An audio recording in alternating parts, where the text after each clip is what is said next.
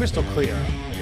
It wasn't a coworker talking shit. Let's set the foreground. Let's lay the bricks. Let's get the foundation. Is nice this and flat. politicking? Are you politicking here? You afraid somebody's gonna hear it and be like, "I wasn't talking shit," and now you're talking shit on your shit talking show? Now you're shit talking on your shit talking show. That's a great fucking. I like that. Let me put my sales guy hat on here, and I know Wes is gonna love this shit because this sales guy probably fucking said this to him because, like he said, this thing's fucking treading water. It's about to probably shit its pants, fucking, and everybody's trying to get paid, and like the customer is probably calling the sales guy, being like, "Hey man, are you guys dumb?" And he's like, "No, my guy's got some stuff going on," and he's probably backpedaling, eating shit for the project manager and the rest of the gang. And so, like, at some point in time, that sales guy's like, "Hey man, what the fuck? Yeah. Are we doing some stuff here? What are we doing? Can you please give me some good news that I could tell to this customer?" And then the PM's like, "Nah, probably not." And I'm gonna be like, "Sweet man, I love this partnership that we have here." So chummy. Feel free to make that phone call at any point during the day. Just give me a 30-second text heads up, like, "Hey, listen, you work for Dynamo Dynamics, and you don't know where Sounds legit, actually. you don't know where the shipment of concrete is because the guy you sublet the subcontract out to hasn't called you back in 3 weeks. Go." And then I'll just answer the phone like, "There's Dave," and then you can start yelling at me like, "All right, listen, I told Hector that shipment needed to make its way down the I-95 corridor about 2.5 weeks ago. You haven't heard from Hector? He's supposed to call you." "No, I haven't heard from Hector. You're the fucking point man on this. You shouldn't even be subcontracting out the subcontract, you dumb motherfucker." And then I'll be, "Hey, that's no need for that." No, there is need for that, because I got this guy on the line right here, and he's wondering why his fucking project isn't off the fucking ground. So I'll tell you what's going to happen. You're either going to make it happen tomorrow, or you're going to fuck you in the ass court in 3 weeks from fucking now. You got it?" And then you just slam the phone down on me. And then then you can say, "Here's what the fuck's up. That guy's done for." All right? So this is what we're going to do, guys. We're going to give you a 20% discount on all project materials moving forward. No, it's all right. No. No. Hey, I like That is where it's out of at. the question. our fake margins beat everybody's fake margins. Let me tell you right now. I hate mopping, but I'm pretty good at it. I don't know if that's a Hispanic thing or just, or I hate mopping, but I'm good at it. or it was just lots of training. So In Dewey Beach, and we were supposed to set up for like an outdoor family night beach party. And so I had all the equipment in the van. Well, guess what? You can't drive onto the beach. A fucking van. This is the most anti-American fucking news story I've come across in a while, which is already tipping the scales on the foe of your friend or foe tonight. Going to read a news story to you, see if you agree or disagree. Ford is trying to patent a way for its cars to report speeding to the police.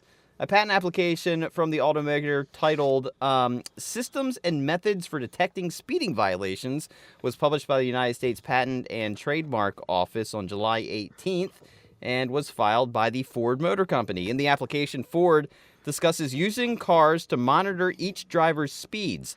If one car detects that a nearby vehicle is being driven above the posted speed limit, it could use onboard cameras to photograph that vehicle. A report containing both speed data and images of the targeted vehicle could then be sent directly to a police car or roadside monitoring units via an internet connection, according to Ford. Now, I did misinterpret this. I thought if you were speeding, they were going to call the cops on you. But this is actually, in my opinion, probably worse, because now it's saying, like, if your car detects somebody else's car speeding, it's going to report their car to the police.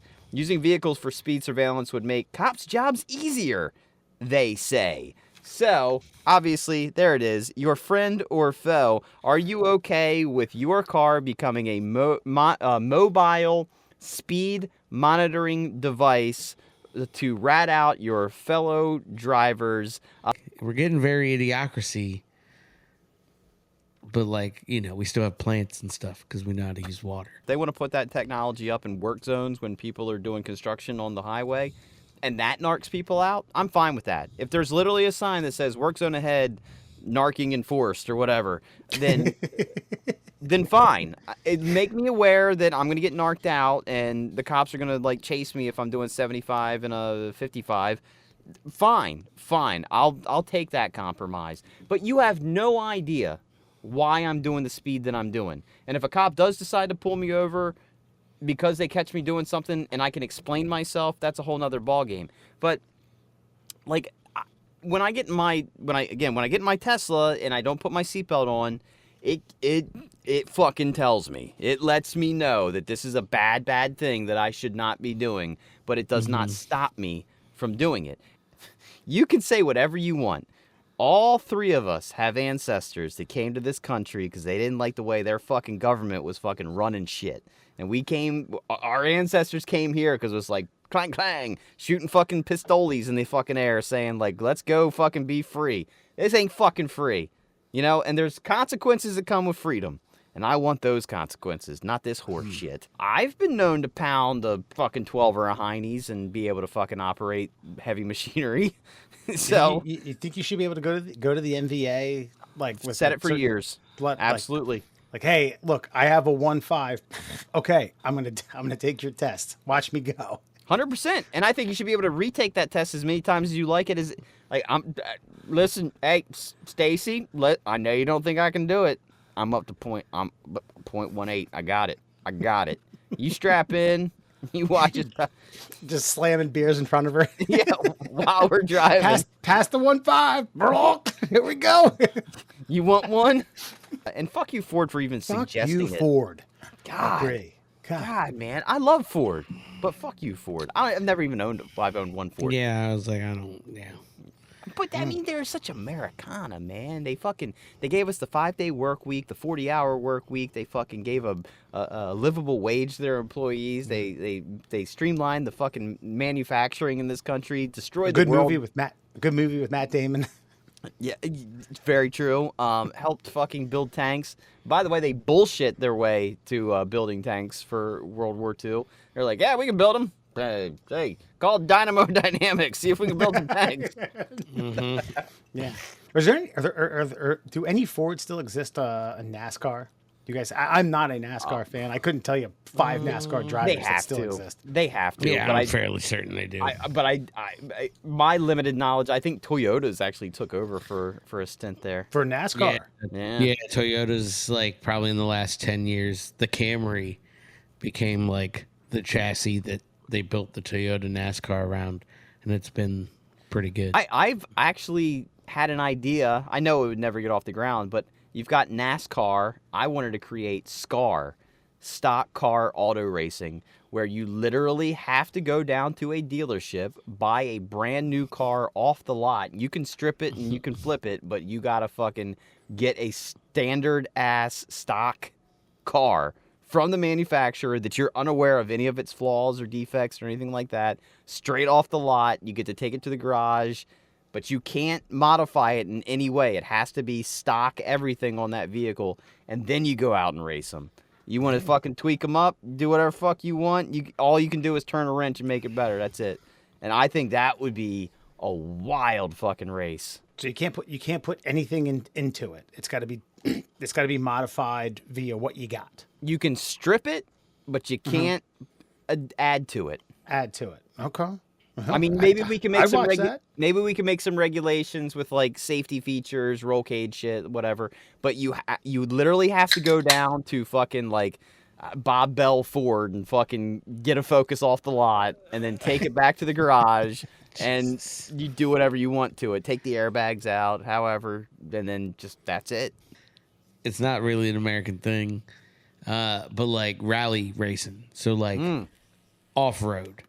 Like that kind of shit. Now that I fucks with. Now see, the only problem I have with that is I think those are like timed. Like they're not actually racing each other, they're racing the clock. Yeah. But they do like those things are fucking wicked, man. I don't know who's more skilled, the navigator or the driver. I mean, It's wild, man. Do yourself a solid and YouTube yourself like a compilation of like cockpit driver navigator on. I've seen like the navigator has a notebook that he's just calculating. He's just shouting out fucking gibberish. It's like a fucking, and this guy's like whip, Yeah. like it's fucking wild. It's a caddy on fucking meth, is what it is.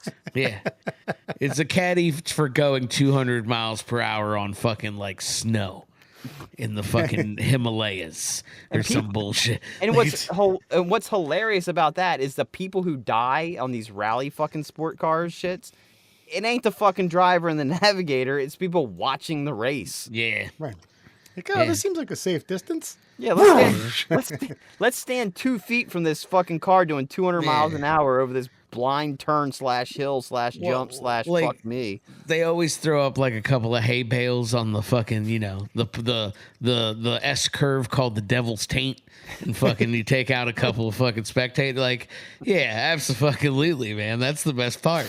It's like, oh no, they're basically a fucking pilot's cockpit in there, folks. They're fine, but those two fucking Sherpa looking gentlemen are fucking erased off the planet. Some volunteer in a vest gets asked like, "Hey, this is good, right?" Like, yeah, kind of, Yeah, whatever, man. It's fine. sort of. We're just going to delete the footage and pretend they didn't exist. Moving on. Did you know? In Oklahoma, it is illegal to wear boots to bed. They must be removed before falling asleep. On the flip side, wearing the shoes is perfectly okay. Jesus, this is like the third or fourth did you know law about Oklahoma that fucking. Some of them make sense, some of them don't. But the old boots to bed, yeah. But Christ, make that make sense.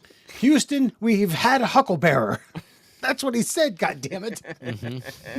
And the Appalachians are like your great grandmother.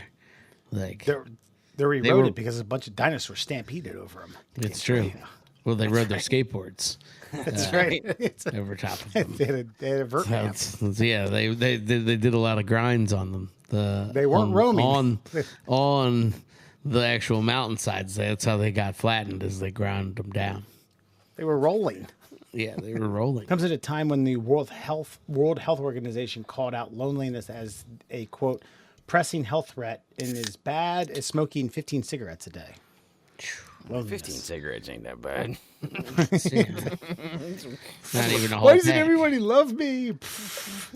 That's what I was at my height. I mean, We got Sam and Sam from the Drunken United Football Show joining us in about 3 weeks' time. Maybe probably more like 4 or 5.